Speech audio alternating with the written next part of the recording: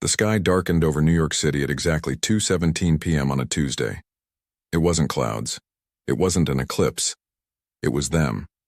Commander Alex Reed stood on the roof of the United Earth Defense Headquarters, his eyes fixed on the massive shape blocking out the sun. The alien ship hung in the air like a mountain turned upside down, its dark metal surface catching no light. Behind him, his team waited in silence, their faces pale. "How many?"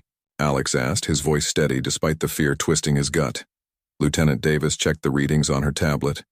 17 ships, sir, same size, positioned over major cities worldwide. Alex nodded, taking a deep breath of the suddenly cold air. 6 months ago, he had been teaching military strategy at the academy. Now he was facing the first confirmed alien contact in human history, and it didn't look friendly. "Get me a line to Central Command," he ordered, turning away from the impossible sight above. "And someone find out if our satellites can tell us anything about those ships." Inside the command center, chaos had given way to grim efficiency. Screens lined the walls, showing similar scenes from London, Beijing, Moscow, and other cities. The world's militaries were on high alert, but no one had fired. "Not yet." "Sir, we're picking up a signal," called out Communications Officer Ryan, his fingers flying over his keyboard. "It's being broadcast on all frequencies, all channels, even private devices." The main screen flickered, then filled with an image that made Alex's heart skip. The creature on screen was tall, with gray-blue skin that seemed to shimmer like oil on water. Its eyes were large, completely black, and showed no emotion. "People of Earth." It spoke in perfect English, its voice deep and echoing. "We are the Voidwalkers. We have observed your kind for centuries. You have potential, but you waste it on war and greed. Your time of independence has ended. You will now serve a greater purpose under our guidance." The alien paused, its head tilting slightly. "You have 48 hours to dismantle your weapons, dissolve your governments, and prepare to receive our representatives. Kneel, and you will survive. Resist, and you will be eradicated." The screen went black. The room erupted in voices until Alex slammed his hand on the table. "Enough, get me the president now." In the underground lab of the Pentagon, military analyst James Walker stared at lines of code scrolling across his screen. He hadn't slept in 24 hours, not since the ships arrived. Coffee cups surrounded his workspace like a miniature city. "Found anything?" asked Dr. Miller, the head scientist, her eyes red from lack of sleep. James rubbed his face. "Maybe. Their broadcast signal used our own satellites to boost the message. That means they had to connect to our systems first. And nobody breaks into a house without leaving footprints." James turned his screen to show her. "See these packets of data? They're not part of the message. They're command signals to their fleet. All 17 ships received the same instructions, at once." Dr. Miller leaned closer. "They're using our infrastructure for their own communications." "Yes. They're powerful, but they're efficient. Why build their own network when they can hijack ours?" James highlighted a section of code. "And here's the interesting part. All their ships sync to a master frequency. It's like they're all parts of one big machine. Is that useful to us?" James allowed himself a small smile.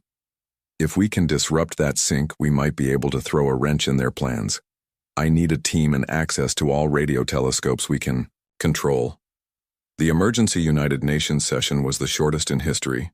Representatives from 195 nations gathered virtually as the alien ships loomed overhead. President Morgan of the United States stood at the podium in New York, her face resolute despite the shadow of the ship above the building. "They demand our surrender," she said simply. "They expect us to kneel without a fight. Some of my advisors suggest we should comply, at least temporarily." The Russian president's voice came through clearly. "And what do you suggest, Madam President?" Morgan's eyes hardened. "Humanity has never prospered under the boot of tyrants. I suggest we show these Voidwalkers that Earth is not theirs to claim." A murmur ran through the assembly. The Chinese premier spoke next. "Our military analysis suggests their technology far exceeds our own. Fighting could mean extinction. So could surrender." Morgan replied. We have intercepted communications between their ships. Our analysts believe they have found a potential weakness. On screens around the world, James Walker's findings were displayed. As he explained the synchronization vulnerability, faces changed from despair to cautious hope. We need time, Morgan continued. I propose we send a message requesting an extension of their deadline. We ask questions, express confusion, anything to buy our scientists more time while we secretly prepare. The vote was unanimous. Alex Reed watched the alien response from the war room. The same Voidwalker appeared, looking almost amused. Your request for clarification is noted. We will extend the deadline by 24 hours. Your questions reveal your primitive understanding. Know this. 63 civilizations have joined our collective. None have regretted their decision, because we eliminated those who would. As the message ended, Alex turned to the president. They're overconfident. Good. Morgan nodded. How's Walker's team progressing? They've identified the exact frequency, patterns. They think they can create a disruption device, but they need more time and resources. They have both. I've authorized everything they need. The president looked around the room at the military leaders gathered there. We need to prepare our people for what's coming. Some cities may be lost before we can implement Walker's plan. General Thompson, a veteran of 3 wars, spoke up. We should evacuate major cities, move people underground where possible, and our official response to their demand? Asked the Secretary of State. Morgan stood straighter. We're almost out of time. We send it now. She stepped to the microphone and spoke the words that would define humanity's future. Voidwalkers, we have received your demands. We have studied your ships. We have considered our options. Here is humanity's answer. We stand, we fight, we survive. Earth will never kneel. In his lab, James Walker heard the president's message and worked faster. His team had built 3 prototype disruptors. If they worked, they would scramble the sync signal between alien ships, potentially disabling their coordinated functions. How long until they respond? Asked his assistant. James checked his watch. If they keep to their timeline, about 5 minutes. 4 minutes later, the sky above New York lit up with energy as the alien ship fired its first weapon. The blast destroyed the top floors of 3 skyscrapers. Similar reports came in from other cities. The invasion had begun, but humanity had made its choice. And somewhere in the darkness of space, the aliens were about to learn that humans don't break easily. In fact, they fight hardest when pushed to the edge. The war for Earth had just begun. Night fell across what remained of Washington, D.C. Fires burned in the government district where the Voidwalkers had focused their first attack. 3 hours had passed since President Morgan's defiant message, and the aliens had responded with swift violence. But they hadn't destroyed everything. They were being careful, strategic. This wasn't blind rage, it was calculated intimidation. Commander Alex Reed walked through the underground bunker that now served as the temporary White House. Military personnel rushed past him carrying equipment and reports. The world's resistance was organizing faster than anyone had expected. Commander, a voice called out. Alex turned to see President Morgan emerging from the communications room, her face streaked with dust but her eyes clear and determined. Madam President, Alex saluted. Are you hurt? I'm fine, she waved off his concern. What's the status of Walker's project? Alex fell into step beside her as they moved deeper into the bunker. He's made progress. The disruption theory checks out in simulations. They're building more devices now, but we need a way to deploy them. They entered the war room where screens showed the devastation across major cities. Paris was burning. Tokyo had lost power. But strangely, the aliens seemed to be avoiding maximum damage. They were taking out military installations, government buildings, and communication centers, but civilian casualties were lower than expected. They want us intact, Morgan observed. Not dead, but broken. Slaves need to be alive to work, General Thompson added grimly from his position at the main table. The president addressed the room. I've spoken with other world leaders. Russia and China have moved their commands underground. Europe is coordinating a unified defense. We stand together. She took a deep breath. Now I need options. How do we hurt them back? In the lab beneath the Rocky Mountains, James Walker connected the final wire on the fifth disruption device. Each one was about the size of a microwave, with antennas arranged in a specific pattern to broadcast the counter frequency. Will 5 be enough? Asked Dr. Miller as she checked the power cells. No, James admitted. But it's a start. If they work as expected, we can build more. He wiped sweat from his forehead. The real problem is getting them close enough to the alien ships. The signal needs to be strong. The door to the lab slid open, and a tall, thin man in an Air Force uniform entered. That's where I come in, he said. Colonel Frank West, Special Operations. James stood up straighter. Colonel. At ease, West said with a small smile. I understand you've built something that might give us a fighting chance. Maybe, James said cautiously. If we can get them within half a mile of each ship. West nodded. My team specializes in impossible deliveries. Show me what we're working with. As James explained the technology, Dr. Miller received an alert on her tablet. Her face paled. They've started landing ground forces. New York, London, Beijing, Moscow, all reporting alien troops. The first Voidwalker to set foot on Earth stepped from a smaller craft that descended from the mothership above New York. It stood nearly 7 feet tall, its body protected by armor that seemed to flow like liquid metal.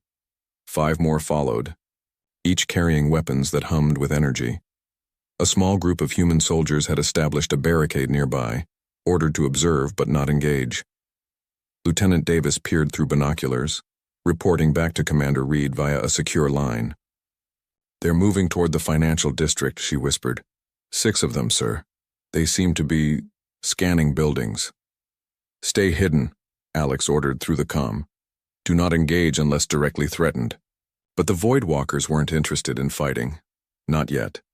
They moved with purpose toward the New York Stock Exchange building. One placed a device on the main entrance. The doors slid open despite the security lockdown. They're accessing our financial data, Alex realized, turning to his team at headquarters. They're gathering intelligence, figuring out how our world works. Similar reports came in from other cities. The aliens were targeting key infrastructure, power plants, water treatment facilities, data centers. They weren't destroying them, they were studying them.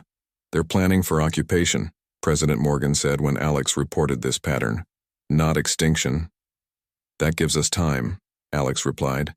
And time is what we need. 3 days after first contact, the resistance began. Colonel West's team deployed the first disruption device in Chicago. They used a modified drone flying it close to the underside of the hovering alien ship before activating the signal. James Walker watched the live feed from his lab, holding his breath. If this works, he whispered, we'll see a reaction within 30 seconds. 28 seconds later, the alien ship shuddered. Its smooth hovering pattern became irregular. Lights flickered across its surface. Then, to everyone's amazement, it began to sink slowly toward the ground. Cheers erupted in the command center. But James raised a hand for silence. It's not crashing, he warned. It's making a controlled descent. We didn't disable it completely, just disrupted its hover systems. Still, it was the first sign that the Voidwalkers could be hurt. The news spread across resistance channels worldwide. In London, as the alien ship touched down in Hyde Park, something unexpected happened. A group of civilians, ignoring evacuation orders, rushed the landed vessel. Military commanders watched in horror, expecting the humans to be slaughtered. Instead, they reached the ship before the Voidwalkers could respond. Using improvised explosives, they breached a lower section of the hull. Most died in the assault. But 3 made it inside. Who are they? President Morgan demanded, watching the grainy footage. Former military, came the reply. British Special Forces who volunteered for a suicide mission. Not suicide, Alex corrected. They're carrying cameras. For 40 precious minutes, those cameras transmitted images from inside the alien vessel.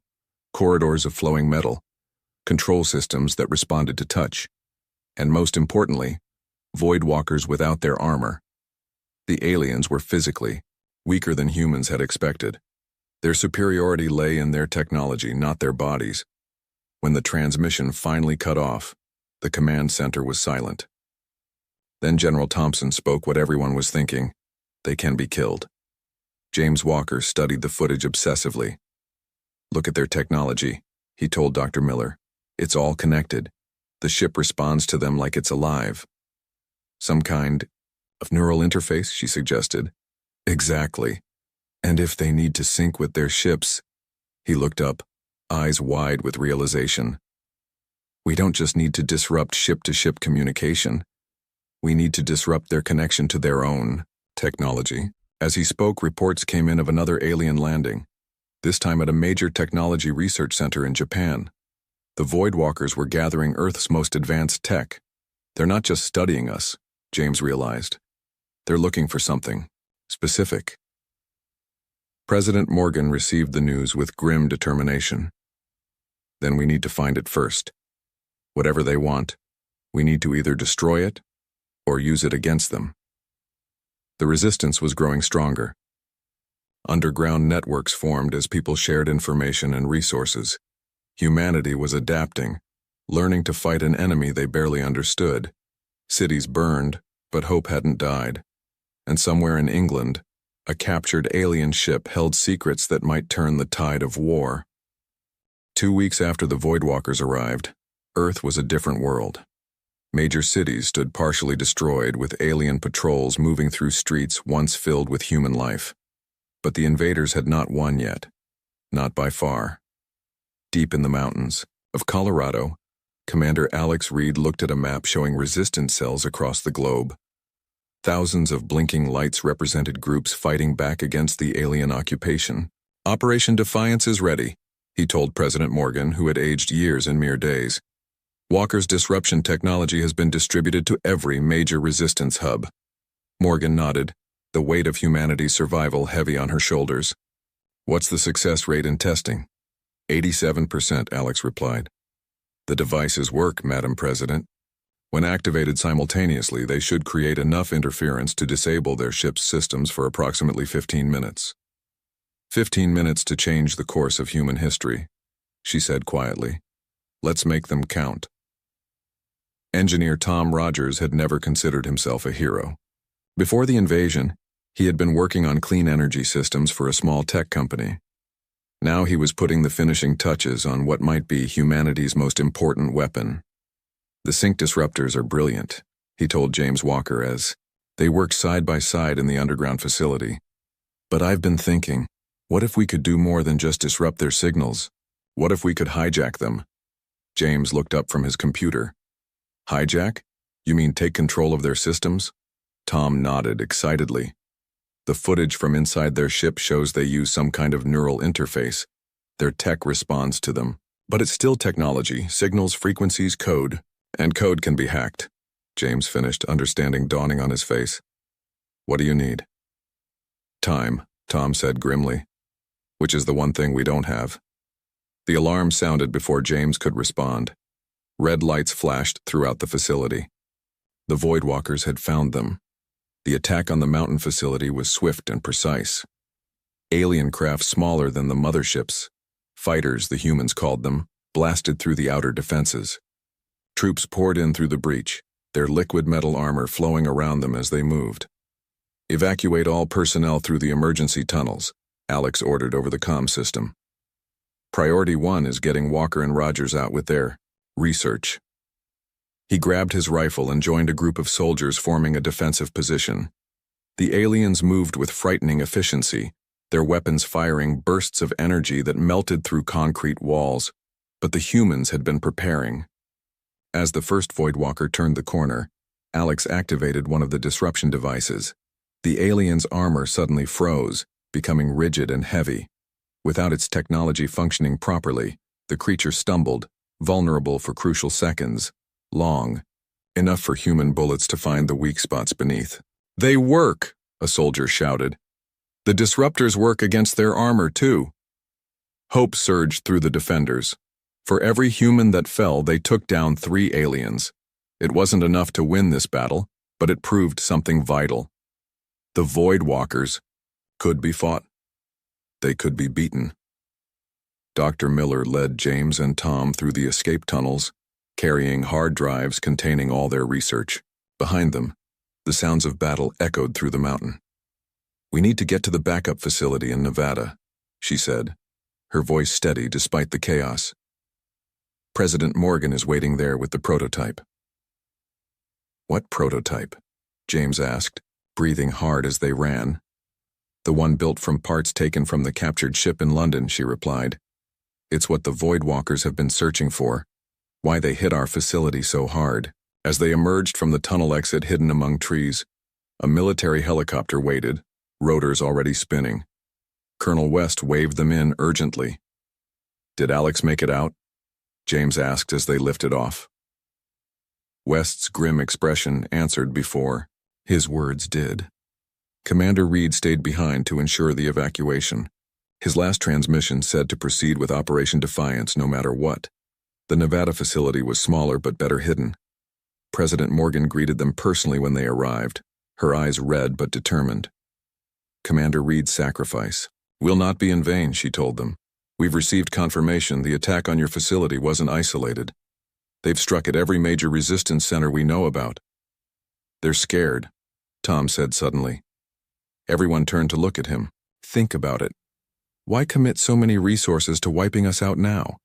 Because they know we've found their weakness." Morgan nodded. "And that's why we're accelerating the timetable. Operation Defiance begins in 12 hours. She led them to a secure room where a strange device sat on a pedestal. It looked both alien and human, Voidwalker technology merged with Earth engineering. "This is what we pulled from the ship in London," Morgan explained. "Their central navigation system. With it, we can not only disrupt their ships but potentially take control of one." James stared at the device. "That's why they've been searching our tech centers. They're looking for compatible systems they can use to enhance their control over their own technology." "Exactly," Morgan confirmed. "And now we're going to use it against them." Operation Defiance began at dawn. Across the world, resistance fighters moved into position near alien ships. Each team carried disruption devices, waiting for the signal. In orbit, the remains of Earth's satellite network had been reprogrammed for one crucial broadcast. In Nevada, Tom Rogers made the final adjustments to the hybrid device. "It's ready," he told the president. "When this activates, it will send the disruption signal to every satellite, which will then amplify it worldwide." "And the captured ship?" Morgan asked. "If our modifications work, the signal should override their systems rather than just disrupting them. We'll have control, temporarily." Morgan looked around at the faces of humanity's last hope. "Begin the countdown." At precisely 7 a.m. GMT, Operation Defiance launched. The hybrid device activated, sending its signal to the satellites. Across the globe, every Voidwalker ship suddenly shuddered. Their smooth surfaces rippled as if in pain. The smaller craft fell from the sky, crashing into empty buildings and open fields. The mothership's lights flickered and died. In London, where the first ship had been captured, something remarkable happened. The alien vessel that had rested in Hyde Park for days suddenly powered up. Its entry ramp lowered. Colonel West led a team inside expecting resistance. Instead, they found the ship's systems responding to human commands. On screens throughout the vessel, alien text shifted and changed, translating itself into English. "No." "Worked," West breathed, activating his comm. "Madam President, we have control of the London ship. I repeat, we have control." Similar reports came in from other locations. The disruption was working better than anyone had hoped. The Voidwalkers, cut off from their technology, were vulnerable. Human forces struck back, capturing alien weapons and turning them against their former owners. For the first time since the invasion began, the aliens retreated. In the captured London ship, James Walker and Tom Rogers worked frantically to understand the alien systems before their advantage disappeared. "Look at this," James called out, pointing to a screen displaying what appeared to be star maps. "These are navigation charts." Coordinates. To what? Tom asked, joining him. To their home world, James said, his voice filled with wonder and determination. And to every planet in their empire. As the 15-minute window of disruption ended, the humans had gained something the Void Walkers never expected to give them. A way to take the fight beyond Earth. The tide of war had turned. Humanity would no longer just defend, they would attack. 1 month after Operation Defiance, the war for Earth had reached a stalemate. The Void Walkers still controlled much of the planet's surface, but humanity had carved out safe zones, protected by disruption field generators. The aliens could no longer simply overwhelm humans with their technology. In the captured ship now housed in a massive hangar beneath the Nevada desert, Captain Lisa Reed stood before a group of volunteers. The sister of the fallen Commander Alex Reed, she had taken up his mission with fierce determination. This ship, she said, her voice echoing in the cavernous space, has been renamed the Reckoning. It is humanity's first starship, and you are its first crew. The 50 men and women before her represented the best Earth had to offer. Pilots, soldiers, scientists, and engineers from nations around the world. The mission is simple but dangerous, Lisa continued. We will travel to the Voidwalker homeworld using their own navigation system. We will gather intelligence, make contact with any potential allies, and if possible, bring back technology that can help us drive them from Earth forever. James Walker stepped forward. The ship's systems are now fully under our control, thanks to Tom Rogers' interface technology. We've learned enough of their language to operate it, and the engines are ready. President Morgan entered the hangar, her presence silencing the gathered crew. What you are about to attempt has never been done in human history, she said solemnly. You will travel farther than any human has ever gone, face dangers we cannot imagine, and carry with you the hopes of everyone on this planet. She looked at each of them in turn. Some of you, perhaps many of you, will not return. But know this. You go not just as soldiers or explorers, but as the first ambassadors of a united Earth. 3 days later, the Reckoning lifted off from Earth under cover of darkness. Tom Rogers had modified the ship's external appearance using adaptive camouflage technology reverse-engineered from Voidwalker armor. From a distance, it would appear to be just another alien vessel. Inside the bridge, Lisa took her place in the captain's chair. Around her, the human crew worked at stations, designed for beings with very different bodies. They had adapted quickly, using modified interfaces where needed. All systems ready, reported the engineer at the propulsion station. Disruption field is active. No signs of alien detection. Lisa nodded. Take us up, slow and steady. The ship rose through the atmosphere, passing the debris of satellites and the remaining Voidwalker vessels in orbit. For a tense few minutes they waited to see if they would be challenged. Nothing happened. They think we're one of them, James said from his station where he monitored communications. The camouflage is working. Lisa allowed herself a small smile. Set course for the first jump point. Let's see if this thing can really travel between stars. The Voidwalker's navigation system indicated a specific point in space far beyond the orbit of Mars. As they approached it, sensors detected an unusual energy pattern. It looks like some kind of fold in space, reported the science officer. Similar to the theoretical models for wormholes, but artificially created. This is how they traveled to Earth so quickly, James realized. They have a network of these jump points connecting their empire. Lisa gripped the arms of her chair. Take us through. Standard alert status. The ship accelerated toward the jump point. For a moment, the view screen showed a strange distortion, then blackness, followed by a field of unfamiliar stars. Jump complete, announced the navigation officer. According to the ship's data, we're 27 light-years from Earth. A stunned silence fell over the bridge. Humanity had just traveled a distance that would have taken conventional spacecraft centuries in mere seconds. Check the star maps, Lisa ordered, recovering quickly.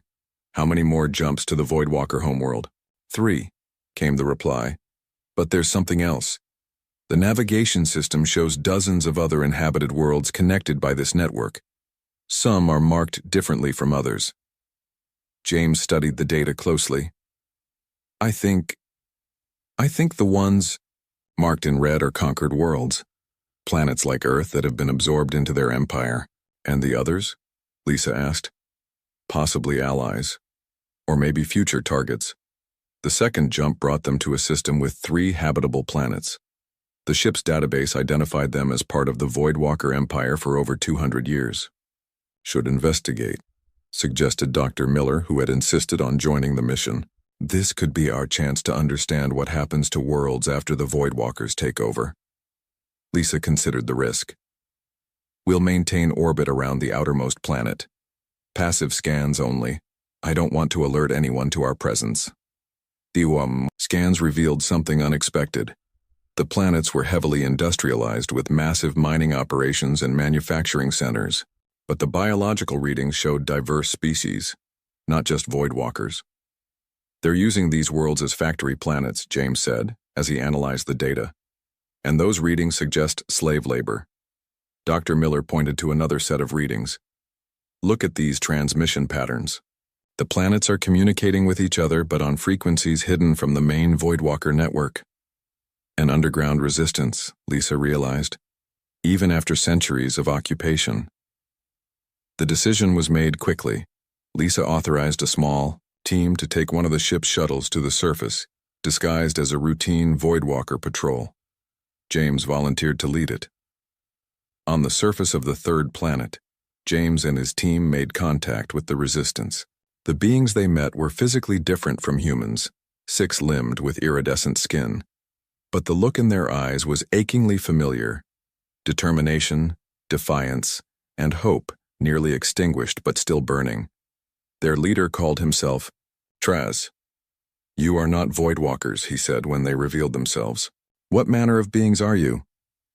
We're humans from a planet called Earth, James explained. The Voidwalkers invaded our world, but we're fighting back. We've captured one of their ships and followed their jump network here. Traz's eyes widened. You resist? And you can control their technology? The concept seemed almost impossible to him. No species has successfully fought them in 1,000 years. James showed him images of Operation Defiance, the disruption technology, the captured ships, the human counterattack. We found a weakness in their systems, and we're looking for allies. Traz conferred with his people in their own language. Finally, he turned back to James. There are others like us, many worlds where resistance still lives, hidden beneath the surface. We have communicated in secret for generations, waiting for an opportunity. Now you have one, James said. We're going to the Voidwalker homeworld. If we can strike at the heart of their empire, they would weaken everywhere, Traz finished. Their control systems are centralized. That is how they maintain power. Over so many worlds. Before James left, Traz gave him a data crystal. This contains communication frequencies for resistance movements on 12 worlds. Tell them the long night ends. They will understand. Back on the Reckoning, Lisa listened to James's report with growing excitement. So we're not alone in this fight. Far from it, James replied. There's an entire network of oppressed species waiting for someone to lead them against the Voidwalkers. And they've just found their leader, Dr. Miller said, looking at Lisa. Humanity. Lisa studied the star map where the path to the Voidwalker homeworld glowed brightly. Send messages on those frequencies. Tell every resistance cell what we're planning. She straightened in her chair. The Voidwalkers wanted Earth to kneel. Instead, we're going to build an alliance that will end their empire forever. The Reckoning prepared for its next jump, one step closer to the heart of enemy territory. The Voidwalker homeworld hung in space like a dark jewel. Unlike Earth with its blues and greens, this planet was mostly black and purple, with strange glowing patterns visible even from orbit. Massive structures extended from the surface into space, a civilization that had outgrown its planetary origins. On the bridge of the Reckoning, Captain Lisa Reed watched the alien world grow larger on the view screen. The ship had completed its final jump an hour ago, arriving at the edge of the system before moving inward using conventional propulsion. Any sign they've detected us? She asked. None so far, replied the tactical officer. Our disguise is holding. They're registering us as a returning patrol ship.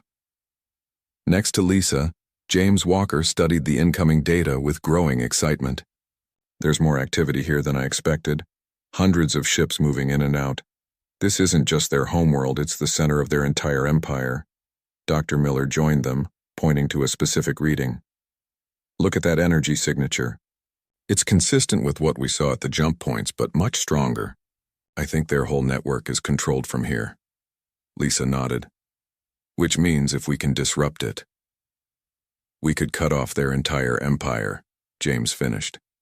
Every Voidwalker ship on every conquered world, including Earth, would be isolated. The communications officer turned suddenly. Captain, we're receiving transmissions from the resistance networks. 12 worlds have risen up simultaneously, just as planned. The Voidwalkers are pulling ships back to deal with the rebellions. A tight smile formed on Lisa's lips. Perfect timing. The distraction will make our approach easier. She turned to address the bridge crew. This is the moment we've been preparing for. Our mission is clear. Locate the central control hub and deploy our upgraded disruption technology. She touched the badge on her uniform, one that had belonged to her brother. For Earth. For Commander Reed. For every world that refused to kneel. The reckoning moved through the crowded orbital lanes of the Voidwalker homeworld.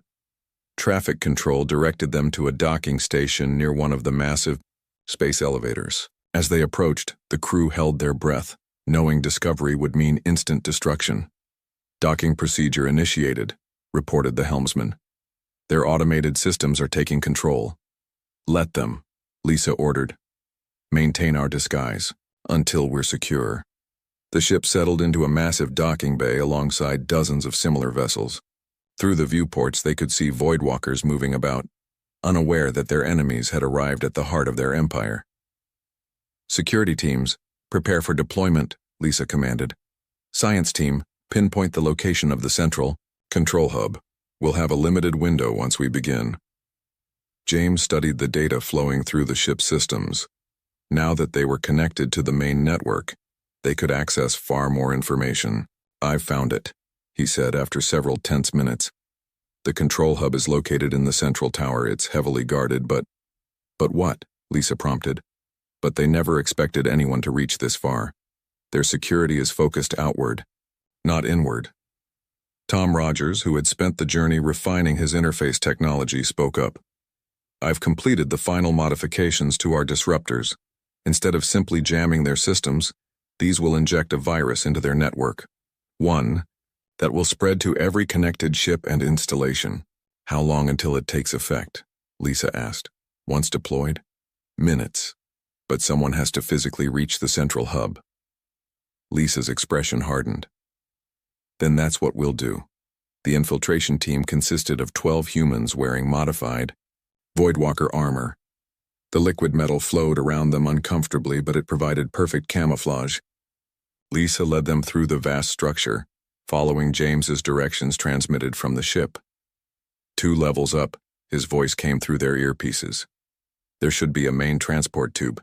It will take you directly to the central tower. The alien city was both beautiful and terrifying. Structures seemed to flow rather than stand, with technology integrated into every surface. Voidwalkers moved with purpose, never suspecting the threat in their midst. They reached the transport tube, without incident. As they stepped onto the platform, a true Voidwalker approached them. It spoke in the clicking, humming language of its kind. Lisa froze, but Tom had prepared for this. A small device at her throat translated her whispered words into Voidwalker speech. Routine maintenance inspection, she replied. The alien stared at them for a long moment. Then it moved away, apparently satisfied. That was close, one of the team whispered as they entered the transport tube. Stay focused, Lisa replied. We're not done yet. The central tower rose like a black spire in the heart of the alien capital. As they ascended its levels, the team encountered heavier security. Elite Voidwalker guards with advanced weapons and armor. We can't avoid them all, Lisa realized. Prepare for combat. When the first confrontation came, it was swift and brutal. The guards detected something wrong with the infiltration team's movements and challenged them. Lisa gave the signal, and the humans activated their disruption devices. The effect was immediate. The Voidwalkers' armor froze, their weapons powered down, and for crucial seconds they were vulnerable. Human weapons, enhanced with alien technology, cut them down before they could recover. Alarms began to sound throughout the structure. "We've been compromised," Lisa barked into her comm. "James, we need a direct route to the control hub, now." "3 levels up, central chamber," he replied. "But you'll face heavy resistance. The entire complex is going on lockdown." Lisa looked at her team. 3 were injured, 1 fatally. "We move fast, we hit hard, no hesitation." They fought their way upward, using their disruption technology to create windows of opportunity. Voidwalker troops fell before them, but the humans suffered losses too. By the time they reached the final approach to the control hub, only Lisa and 4 others remained. "Tom," she called through the comm. "We're almost there. The virus ready?" "Ready," he confirmed.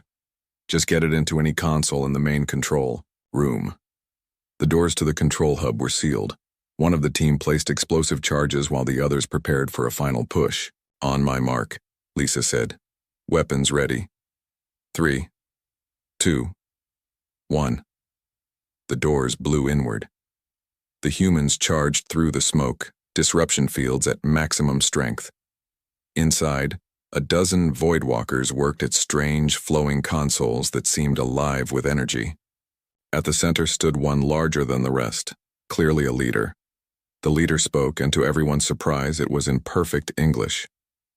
"Humans, you should have knelt when you had the chance." "We don't kneel," Lisa replied, firing her weapon. "We fight." The battle was chaotic and desperate. The elite Voidwalkers recovered from disruption faster than any they had fought before. The humans used everything they had: alien weapons, disruption fields, and pure determination. Lisa took a hit to her shoulder but kept moving toward the central console.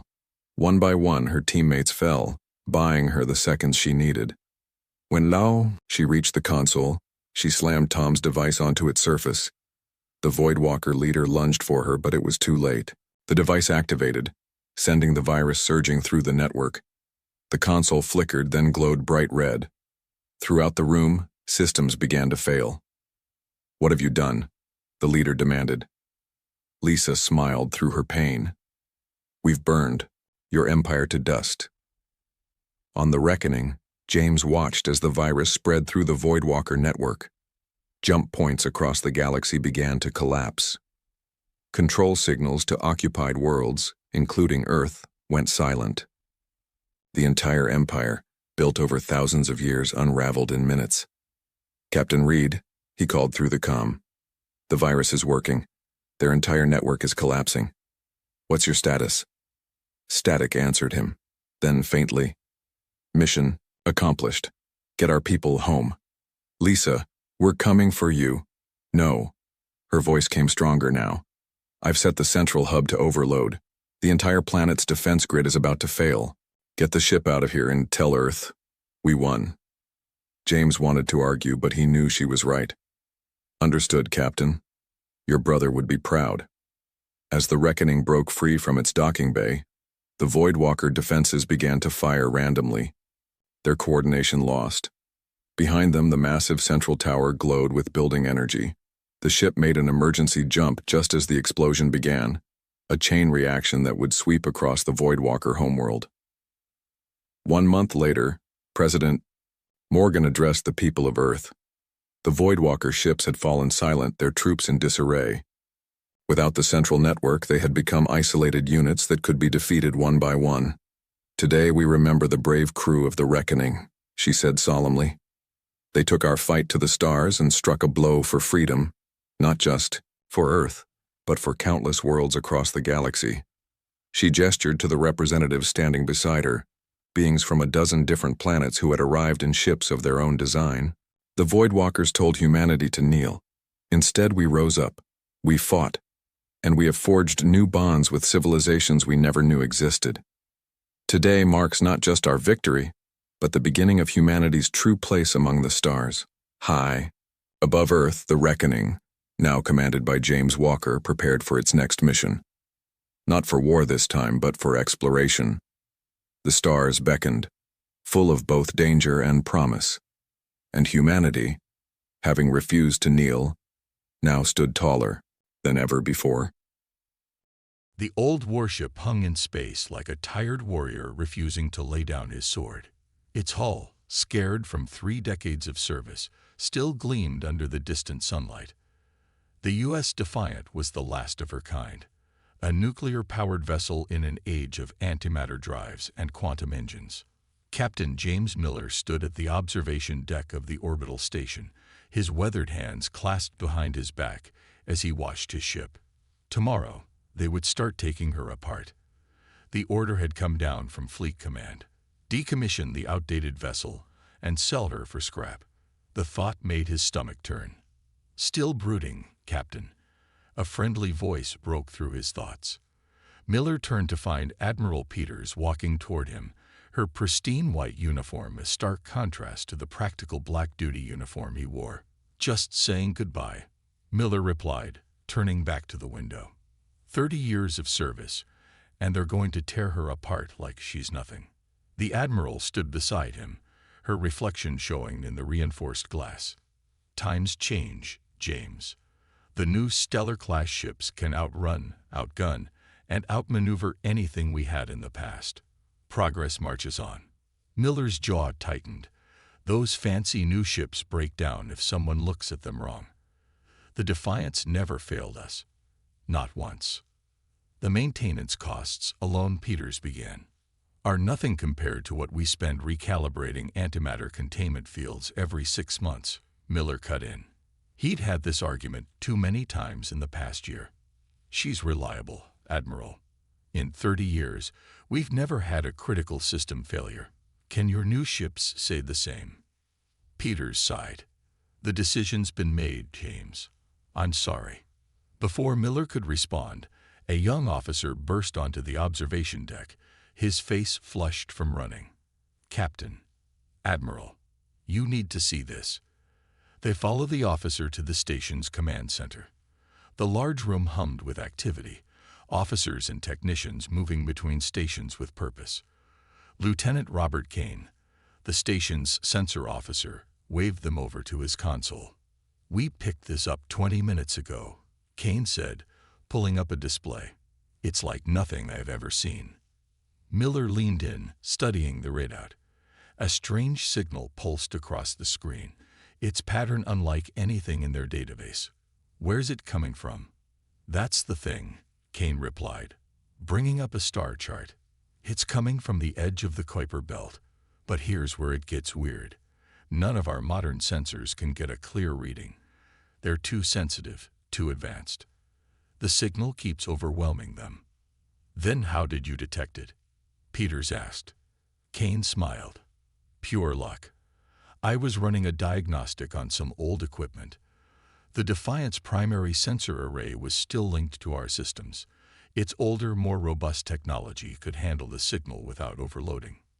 Miller felt a familiar warmth in his chest. Even now, his old ship was proving her worth. "Have you been able to decode it?" "Working on it," Kane said, fingers flying over his console. "The pattern suggests it's artificial. Definitely not natural background radiation or stellar phenomena." Admiral Peters leaned over the console, her earlier dismissiveness forgotten. "Could it be first contact?" "If it is," Miller said, "we need to know more.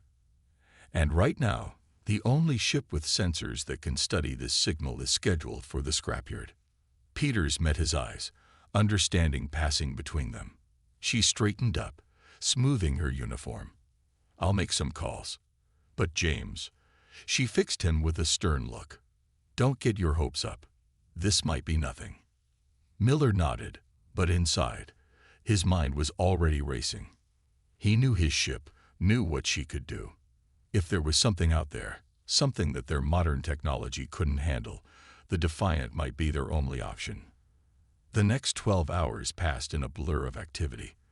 The decommissioning orders were temporarily suspended, and Miller watched with satisfaction as his crew returned to the ship. They were a mix of veterans who'd served with him for years and younger officers who'd been assigned to the Defiant as their first posting. Many in the fleet saw assignment to the old nuclear-powered vessel as a career dead end, but Miller had always sought out officers who could appreciate the ship's reliability and heritage. Engineer Mary Watson met him at the airlock, her gray hair tied back in a practical bun. She'd been with the ship almost as long as he had. "Everything's just as we left it, Captain. Old girl's ready to go whenever you give the word." Miller smiled. "Good. Get the reactor warmed up. I have a feeling we'll be needing it soon." As they made their way to the bridge, Miller could feel the ship coming alive around them. The steady thrum of the nuclear reactor, the soft hiss of the air recyclers, the subtle vibration in the deck plates, all sounds that modern ships had engineered away, deemed too primitive for the current age. But to Miller, they were the heartbeat of a trusted friend. The bridge was already staffed when he arrived. Lieutenant Kane had transferred over from the station, bringing his expertise with the signal. He sat at the sensor station, working with the ship's science officer, David Walker, to analyze the mysterious transmission. "Report," Miller ordered, settling into his command chair. "Signal's still there, sir," Kane replied. "Getting stronger, actually. Whatever it is, it's moving into the solar system." Walker looked up from his station, his young face serious. "Captain, I'm detecting some unusual patterns in the signal. It's changing, like it's reacting to our attempts to scan it." Miller frowned. In his experience, anything that could adapt and react was potentially dangerous. "Keep monitoring it." "Mary, how's our power?" "Reactors at optimal levels, sir," Watson's voice came over the comm. "We've got full power to all systems." Just then, Admiral Peters' voice came through the bridge speakers. "Captain Miller, we're picking up something new. Multiple objects just appeared at the edge of our sensor range. They're big, and they're moving fast." The main screen lit up with sensor data. Dozens of objects, each larger than any ship in Earth's fleet, were heading toward the inner solar system. Their design was like nothing he'd ever seen, all sweeping curves and strange geometries that seemed to hurt his eyes if he looked at them too long. "Sir," Kane called out, his voice tense, "the signal, it's changed. It's broadcasting on all frequencies now. I think," he paused, double-checking his readings, "I think it's a message." The bridge fell silent as garbled sounds filled the speakers, slowly resolving into recognizable words through the ship's old but reliable translation matrix. "Obsolete beings.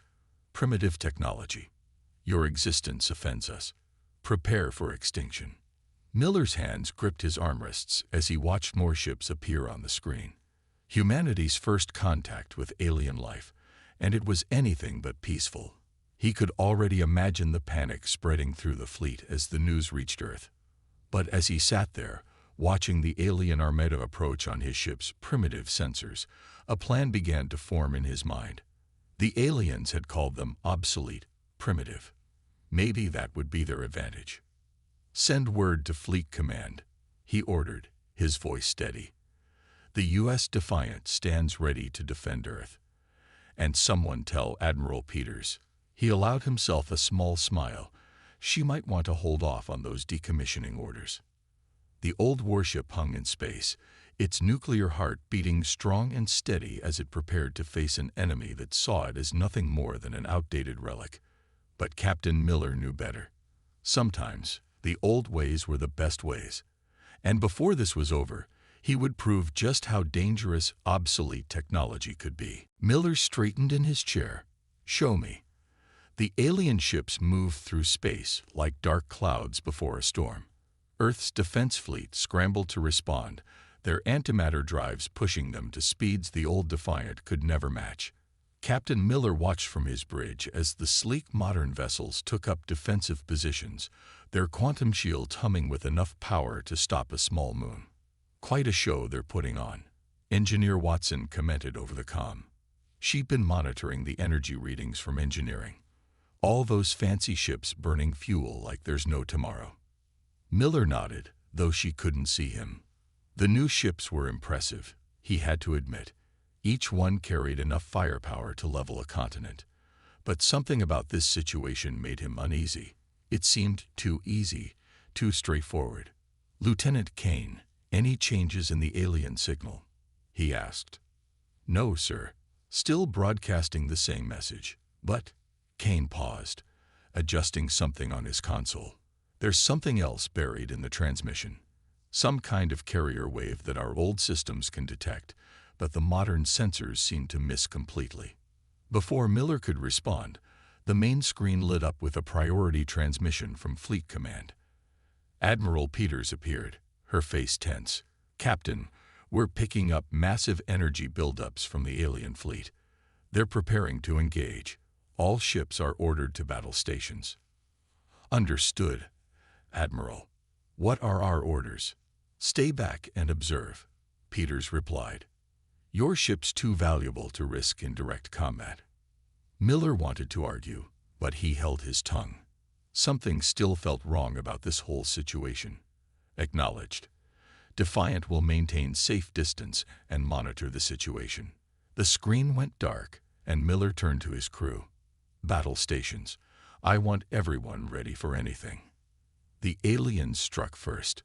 Strange energy pulses rippled out from their ships, beautiful and terrible at the same time. The Earth fleet responded immediately, their advanced weapons lighting up space with destructive power. For a moment, it seemed like humanity's superior technology would carry the day. Then everything went wrong. "Captain," Kane called out, his voice urgent. "That carrier wave I detected, it's changing. The energy pattern is—" He never finished his sentence. The alien pulses reached the Earth fleet, and suddenly every antimatter-powered ship went dark. Their quantum shields flickered and died. Their weapons fell silent. Even their communication systems went dead.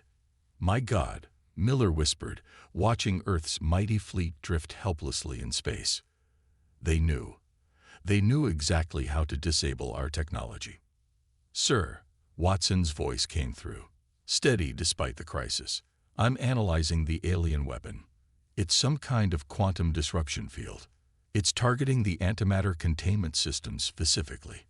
But our nuclear reactor—" She paused, and Miller could hear the smile in her voice. "It's completely unaffected." Miller leaned forward in his chair. "Because we're too primitive. Their weapon was designed to disable advanced technology. They never bothered to account for nuclear power." The bridge crew exchanged looks as the implications sank in. The Defiant, the ship they'd been about to scrap, was now the only working warship in Earth's fleet. "Sir," Walker called from his science station, "the alien ships are moving toward Earth. At their current speed, they'll be in weapons range of the planet in 6 hours." Miller stood up, his decision made. "Get me Fleet Command. And someone wake up our weapons officer. I want to know exactly how many nuclear torpedoes we have in storage." The next hour was chaos. With most of the fleet's communication systems down, coordinating a response proved challenging. But the Defiant's old radio systems still worked perfectly, allowing them to relay messages between the disabled ships and Earth. Admiral Peters, now operating from a ground station, appeared on their screen again. "James, I hope you have good news. We're getting reports of global panic. Our ground-based defenses are preparing for invasion. But without the fleet, we can fight." Miller interrupted. "The Defiant systems are fully operational, and I have an idea, but you're not going to like it." He explained his plan. The Defiant would use its immunity to the alien weapon to get close to their fleet. Their old-style nuclear torpedoes, guided by simple computer systems the aliens couldn't disable, might be able to penetrate their defenses. "It's a suicide mission," Peters said flatly. "Maybe," Miller agreed. "But right now, we're the only ship that can fight back. And I'm not about to let those aliens call us primitive while they destroy our world." There was a long pause before Peters nodded. "Do it." And James, good hunting. The Defiant's nuclear reactor hummed to life as they prepared for battle. Watson had coaxed every bit of power she could from the old systems. They wouldn't be as fast as the alien ships, but they had something better. They were unpredictable. "Ready on my mark," Miller ordered, watching the alien fleet grow larger on their screen. "Lieutenant Kane, keep monitoring their signals. Walker, I want continuous scans of their shield frequencies. Watson, give us everything you can from the reactor." The crew responded with quiet determination. They all knew the stakes. They all knew the odds. But they also knew that sometimes the old ways were the best ways. "Sir," Kane called out suddenly, "I'm detecting power fluctuations in the alien fleet. Their energy weapons are charging." "Hold course," Miller ordered. "Watson, how's our radiation shielding?" "Old-style lead and water shields, Captain. Simple, reliable, and working perfectly." The alien weapons fired, filling space with deadly energy. But the Defiant's thick armor and basic shielding held. Their simple systems had no quantum fields to disrupt, no complex algorithms to corrupt. They just absorbed or deflected the energy the old-fashioned way. "They're adjusting their attack pattern," Walker reported, "moving to surround us." Miller smiled grimly. "Just as expected. Helm, execute maneuver Delta 7. The Defiant turned sharply, its nuclear engines pushing it through a series of evasive maneuvers that would have seemed clumsy to modern pilots. But there was wisdom in those old patterns, developed over centuries of warfare. While the alien ships moved with impossible grace, the Defiant's motions were unpredictable, almost erratic. "First torpedoes spread ready," the weapons officer reported. "Target their lead ship," Miller ordered. "Let's show them what primitive technology can do." The nuclear torpedoes launched, their simple rocket engines carrying them toward their target. The aliens' advanced defensive systems, calibrated to stop quantum weapons and energy beams, struggled to track the relatively slow-moving projectiles. The first torpedoes struck home. A massive explosion lit up space as the nuclear warhead detonated against the alien ship's hull. When the light faded, the enemy vessel was spinning, its sleek surface marred by a massive crater. "Direct hit," Kane shouted. Their shields, they weren't designed to stop kinetic weapons. But there was no time to celebrate. The alien fleet was responding, their weapons becoming more focused, more dangerous. The Defiant shuddered as energy beams struck its hull. "Hull plating holding at 60%, Watson reported. "But we can't take too many more hits like that." Miller gripped his chair as another blast rocked the ship. They'd bloodied the alien's nose, proved they weren't as primitive as their enemies thought. But now came the hard part. Surviving long enough to make a difference. "Prepare second torpedo spread," he ordered, "and get me fleet command. Tell them to ready every nuclear weapon we have planetside. We've proved these bastards can be hurt. Now we just have to figure out how to hurt them enough to make them leave." The Defiant turned to face the alien fleet again, its old engines growling with power. They were one ship against many, obsolete technology, against the most advanced weapons in the galaxy. But they had something the aliens didn't understand. The strength that comes from simplicity, and the power of a crew fighting for their home. The real battle was about to begin. Smoke filled the Defiant's bridge as damage control teams rushed to repair what they could. They had been fighting for 6 hours straight, using hit-and-run tactics against the alien fleet. 3 enemy ships now drifted in space, their hulls broken by nuclear fire, but the Defiant had taken heavy damage in return. "Status report," Miller called out, wiping sweat from his forehead. The environmental controls were failing, making the bridge feel like an oven. "Hull breaches on decks 3 and 4, Watson reported from engineering. "We've sealed them off. Reactors still holding steady, but we're down to 40% power. Weapons. 8 nuclear torpedoes remaining," the weapons officer replied. "All conventional missiles are spent." Miller nodded grimly. They'd hurt the aliens, proved they weren't helpless, but they couldn't keep this up forever. Sooner or later, their luck would run out. "Sir," Kane's excited voice cut through the gloom. "I found something in their communications. The old radar system. It's picking up their ships even when they're trying to hide." Miller turned to his sensor officer. "Explain." "Their cloaking technology works by bending quantum fields around their ships," Kane said, fingers flying over his console. "Modern sensors can't detect them because they're looking for the wrong things. But our old radar, it's so simple it sees right through their tricks." Walker jumped in from his science station. "He's right, Captain. Their technology is too advanced for its own good. They've forgotten about basic physics in their rush to use quantum mechanics for everything."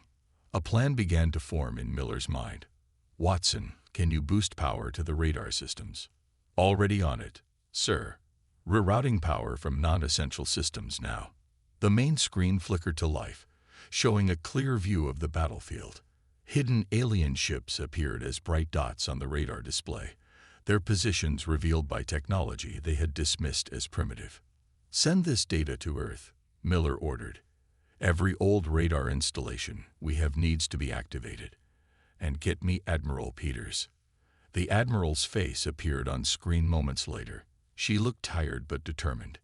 "Captain, we've received your radar data. Ground forces are already using it to track the alien fleet."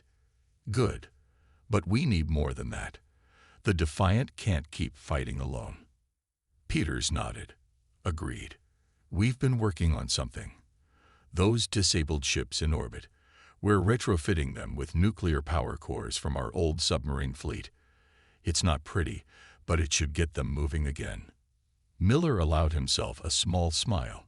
Trust humans to find a way to make old technology work in new ways. How long until they're operational? "First ship should be ready in 3 hours." "But James," Peters paused, "we're detecting more alien ships entering the system. A lot more." The news hit like a physical blow. They'd barely survived against the first wave. How could they face reinforcements? Suddenly, Watson's voice cut through the silence. "Captain, get down to engineering. There's something you need to see." Miller found his chief engineer standing next to the ship's massive nuclear reactor, a strange look on her face. "What is it?" "Been studying the alien weapon," she said, pointing to a display. "The way it disrupts quantum fields, it's not just affecting our antimatter drives. It's making their own systems unstable too. They have to maintain perfect quantum coherence for their technology to work." "And?" Watson smiled. "And our reactor puts out a lot of electromagnetic interference. Nothing dangerous by our standards. We built our systems to handle it. But their quantum tech, it's like fingernails on a chalkboard to them. That's why they've been staying at a distance." Miller's eyes widened as he understood. "If we could generate a strong enough electromagnetic pulse, we could disrupt every quantum system in range," Watson finished. "Their weapons, their shields, their engines, everything would fail at once." "Can we do it?" Watson's smile faded slightly. "Maybe. But we have to push the reactor way past safety limits. And we'd need to get close, really close, to their command ship." Miller thought about his crew, about Earth waiting below, about all the people counting on them. "How long do you need?" "Give me 2 hours to modify the reactor shielding. After that, it's all or nothing." The next 2 hours were a blur of activity. The Defiant played a deadly game of cat and mouse with the alien fleet, using their radar advantage to stay one step ahead while Watson and her team worked on the reactor. Kane discovered he could use the old radar systems to detect patterns in the alien fleet's movements. Walker figured out that their weapons worked best just after they fired, when the quantum fields were most unstable. Every small advantage they found helped them survive a little longer. Finally, Watson's voice came over the comm. "Ready, Captain. But I should warn you, this could fry every electronic system we have. Even if it works, we might not survive it." "Understood." Miller turned to his crew. "This is it. One way or another, we're about to show these aliens why you should never underestimate primitive technology. All hands, battle stations." The Defiant turned toward the alien command ship, its nuclear engines burning hot. The enemy responded immediately, energy weapons lighting up space around them. Hull plating failing. Reactor temperature rising. Multiple hull breaches. The damage reports came fast and furious as they pushed forward. Miller gripped his chair, watching the distance counter tick down. They needed to get closer, just a little closer. "They're surrounding us," Kane reported, his voice steady despite the chaos. "Hold course," Miller ordered. "Watson, stand by for reactor overload." The ship shuddered as another hit struck home. Warning sirens blared throughout the vessel. On the screen, Miller could see the alien command ship growing larger, its impossible geometry seeming to mock their simple, human design. In range, Walker called out. Miller took a deep breath. "Watson, do it." The lights flickered as Watson diverted all power to the reactor. The mighty nuclear core, built decades ago by engineers who believed in making things to last, began to roar. Reactor at 150% capacity. Hull temperature critical. Alien ships closing in. Miller watched the enemy vessels move in for the kill, their weapons charged for a final blow. Just a few more seconds. "Now," Watson yelled. The Defiance reactor screamed as it released its power, not as heat or thrust, but as a massive electromagnetic pulse. The wave of energy spread out in all directions, invisible but unstoppable. For a moment, nothing seemed to happen. Then, one by one, the alien ships began to die. Their quantum fields collapsed, their weapons went dark, their impossible geometries became simple, lifeless hulls. The command ship lasted longest, its advanced systems fighting against the pulse. But in the end, even it succumbed, its lights flickering out like a candle in the wind. On the Defiance bridge, emergency lights cast a red glow over the exhausted crew. Most of their systems were fried, but the thick-walled nuclear reactor, protected by layers of simple shielding, continued to provide basic power. "Status report," Miller called out, his voice hoarse. "Main power offline. Weapons offline. Life support running on backups." Kane paused. "But sir, the aliens. Their whole fleet. They're dead in space." Before Miller could respond, a weak transmission came through their backup radio. It was Admiral Peters, her voice filled with amazement. Defiant, the reinforcements they were waiting for. "They're retreating. Breaking orbit and running at full speed. Whatever you did, it worked." Miller looked around his bridge, at the smoking consoles and battle-weary crew. They had done it. The obsolete ship, the primitive technology, had saved Earth. "Send word to all ships," he ordered. "The old ways still have some fight left in them." As if in agreement, the Defiance reactor hummed steadily in the background, its simple, reliable power a reminder that sometimes the best technology isn't the newest. It's the one that gets the job done. The Defiant drifted in space, its hull scared and systems barely functioning. The electromagnetic pulse had worked better than anyone had expected, but it had also taken a heavy toll on the old ship. Emergency repair crews worked around the clock, trying to restore power to critical systems, while the disabled alien fleet floated nearby like dead sea creatures after a storm. Miller stood in engineering, watching Watson and her team work on the reactor. The massive nuclear core had survived the overload, protected by its simple but effective shielding, but many of the control systems were fried. "How bad is it?" he asked. Watson wiped grease from her hands with a rag. "Could be worse. The old analog backup systems are still working. We've got basic power and life support, but the main control computers are completely dead. Can we fix them? Given enough time, maybe. But," she hesitated. "Sir, I've been thinking. Maybe we shouldn't." Miller raised an eyebrow. "Explain." "The aliens are still out there," Watson said, pointing to a simple radiation detector that showed the enemy fleet's position. "They're not dead, just disabled. Their quantum systems are probably repairing themselves right now. When they come back online, they'll be ready for our EMP trick. But if we can't repair our systems, we repair them differently. Watson interrupted, her eyes lighting up with excitement. Look at what worked against them. Radar, nuclear power, analog controls. Everything simple, everything basic. What if we rebuilt the Defiant that way? Strip out all the complex computer systems and replace them with old-style controls. The idea was crazy. It went against every modern naval doctrine. But they had already proved that sometimes the old ways were better. How long would it take? With help from Earth? Maybe 48 hours. We've got enough spare parts in storage, and I know the ground crews have been raiding museums for old equipment since this started. Miller nodded slowly. Do it. I'll inform Admiral Peters. The next 2 days were a flurry of activity.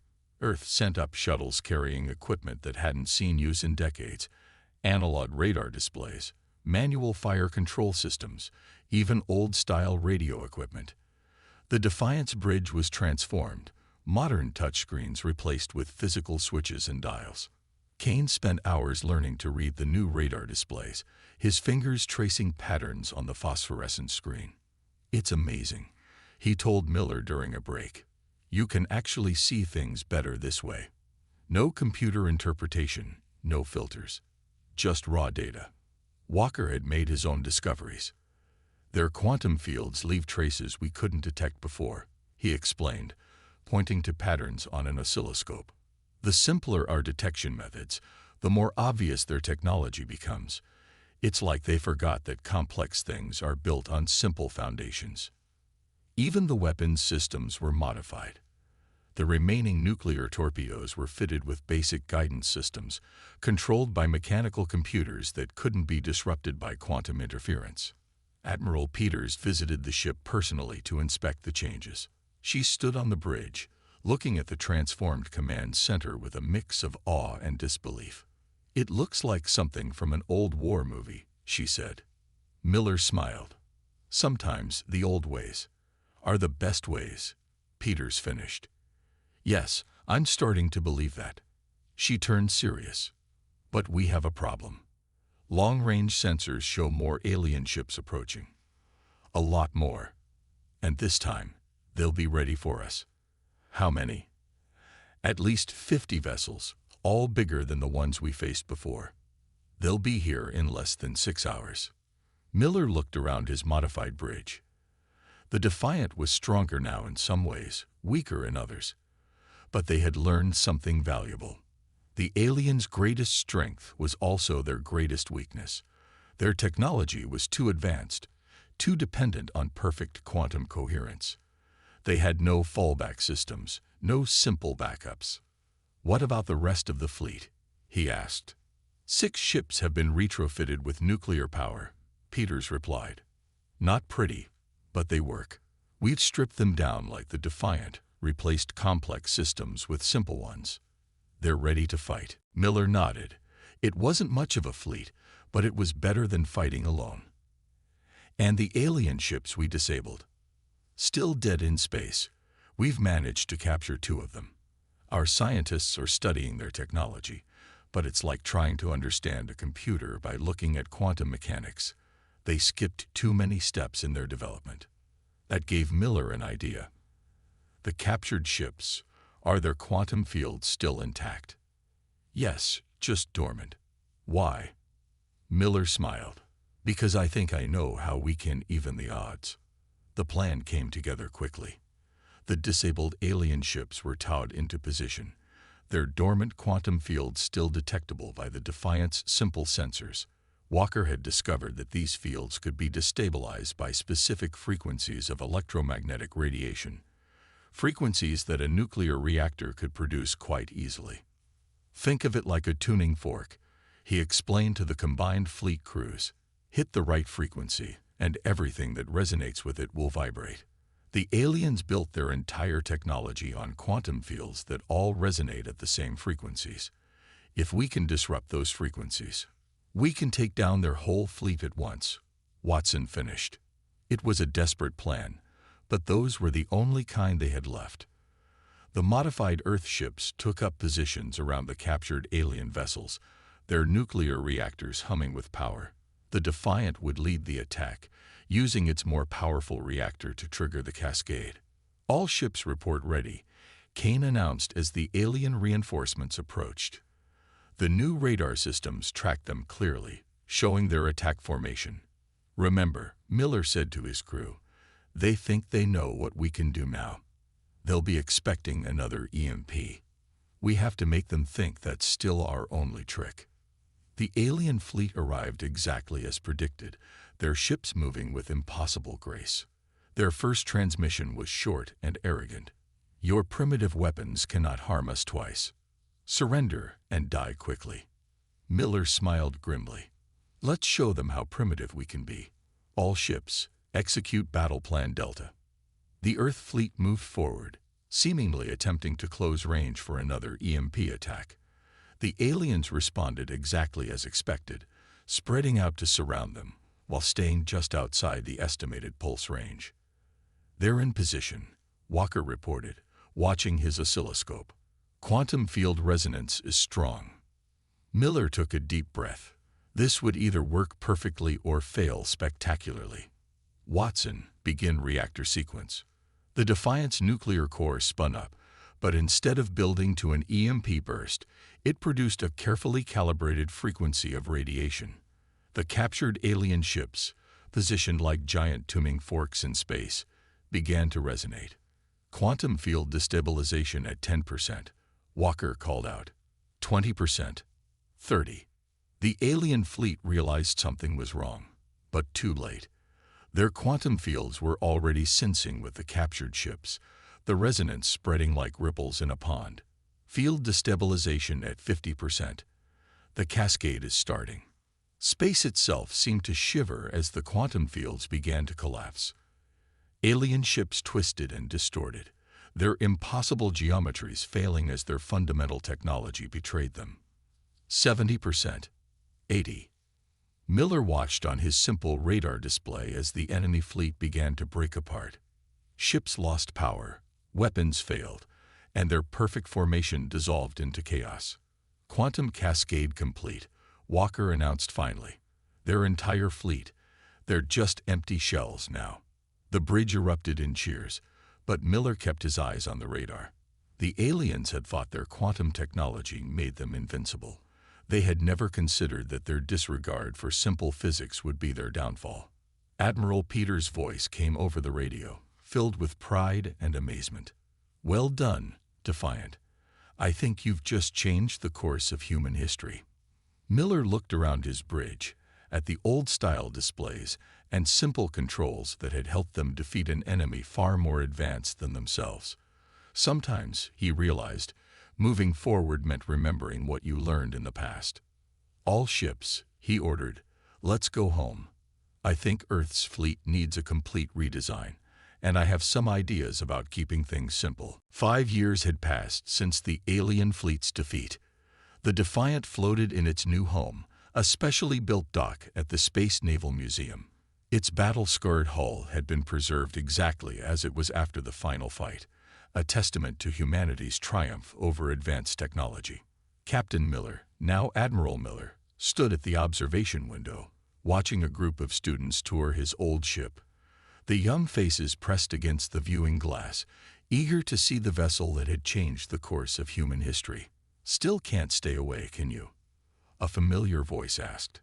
Miller turned to find Watson walking toward him, her engineer's uniform now decorated with command insignia. Just making sure they're taking good care of her, he replied with a smile. How's the new fleet coming along? Better than anyone expected. Watson joined him at the window. The hybrid ships are performing perfectly. Nuclear power cores, analog backups for all critical systems, and just enough quantum tech to keep up with modern needs. Simple, reliable, and impossible for aliens to disable. The defeat of the alien fleet had revolutionized human spacecraft design. The new doctrine emphasized redundancy and simplicity, combining the best of old technology with carefully selected modern advances.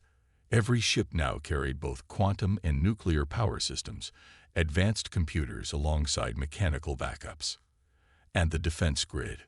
Old-style radar stations covered the entire solar system, Watson said proudly. We can spot quantum signatures light hours away. Nothing's sneaking up on Earth again.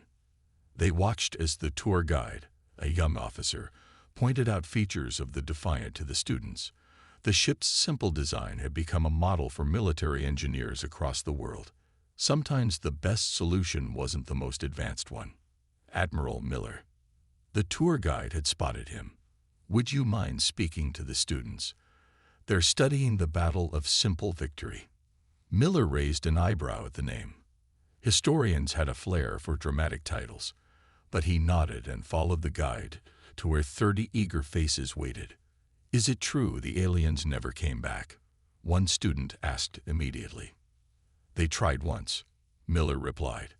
A small scout fleet appeared at the edge of the system 2 years ago. When our warning shots disrupted their quantum fields, they turned and ran. They learned their lesson about underestimating primitive technology. But why did their advanced technology fail? Another student asked. Weren't they smarter than us? Smart isn't always the same as wise, Miller said. They focused so much on advancing their technology that they forgot about the basics. Like building a house on sand, no matter how impressive the building, if the foundation isn't solid, it will fall. The students nodded, taking notes on simple paper notebooks. That was another change since the war. People had learned not to rely too heavily on complex technology.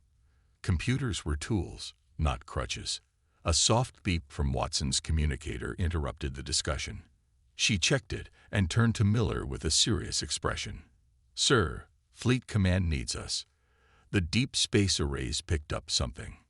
Miller excused himself from the students and followed Watson to the command center. Admiral Peters was waiting for them, studying a display that showed familiar quantum signatures at the edge of detection range. They're back, Miller asked. Not exactly. Peters brought up a recorded transmission. This arrived an hour ago.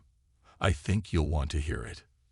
The message played, translated from the alien language they had come to know well. To the defenders of Earth, we bring greetings and a request for dialogue. Our civilization has reconsidered its approach to technological development. Miller and Watson exchanged looks. They want to talk. More than that, Peters said. They want to learn. Apparently, their defeat here caused quite a stir back home. Their scientists started questioning their complete reliance on quantum technology. Now they want to understand how we created effective hybrid systems. They want to learn from us. Watson asked incredulously. The primitive species. Sometimes the student becomes the teacher, Miller said softly. What's the council's response? They're willing to open diplomatic channels, but they want the hero of the Battle of Simple Victory to lead the first contact team. Peters smiled at Miller, interested in being an ambassador. Miller looked out the window at the Defiant. The old ship had taught humanity a valuable lesson about the danger of abandoning proven technology in the rush for advancement. Now, perhaps, it could teach that lesson to others. On one condition, he said. We host the first meeting here, at the museum. Let them see where it all started. 3 months later, Miller stood in his dress uniform, watching the alien diplomatic vessel dock at the museum station. It was smaller than their warships had been, with none of the impossible geometries that had marked their previous ships. Instead, it showed signs of hybrid technology. Quantum drives alongside conventional engines, complex sensors paired with simple backup systems. The alien ambassador emerged, its crystalline form catching the light. It approached Miller and performed a gesture that their cultural experts had identified as a sign of respect between equals. Admiral Miller, it said through a simple electronic translator. No quantum fields involved. My people once called yours primitive. We were wrong. True wisdom lies not in abandoning the past, but in building upon it. Welcome to Earth, Miller replied. I believe we have much to learn from each other. As they walked toward the museum, the ambassador's crystalline eyes fixed on the Defiant. The ship that changed everything, it said. We have stories about it now, you know. The primitive vessel that could not be defeated. The warrior that taught us humility. Miller smiled. She wasn't primitive. She was reliable. Sometimes that's more important than being advanced. The ambassador made a sound that the translator interpreted as agreement. My people have a saying now. The simplest foundation supports the tallest tower. We learned it from you. They reached the observation deck, where representatives from both species waited, humans and aliens, ready to share knowledge and learn from each other. And above them, the Defiant floated silently, its battle-scarred hull a reminder that sometimes the old ways were the best ways. Later that night, Miller returned to his favorite spot by the observation window. The alien ship glowed softly in the darkness, its hybrid systems a testament to how far both species had come. You know, Watson said, joining him again, they're calling her a legend now. Not bad for an obsolete ship they wanted to scrap. Miller watched as maintenance crews worked on the museum displays, preparing for the next day's tours. Future generations would come here to learn about the battle, about the importance of balance between old and new, about the danger of believing that newer always meant better. She wasn't just a ship, he said finally. She was a reminder. A reminder that sometimes the simple solution is the right solution. That wisdom doesn't always mean moving forward. Sometimes it means remembering where you came from. The Defiant's hull gleamed under the station's lights, its scars badges of honor now. They had called it obsolete, but it had become something more. It had become a legend, a teacher, and a bridge between two civilizations, learning to value both progress and tradition. The old ship had taught them all that true strength lies not in complexity, but in reliability. Not in being the most advanced, but in being the most dependable. It was a lesson that would guide humanity to the stars, not as conquerors or victims, but as teachers and students, always remembering that sometimes the old ways were the best ways.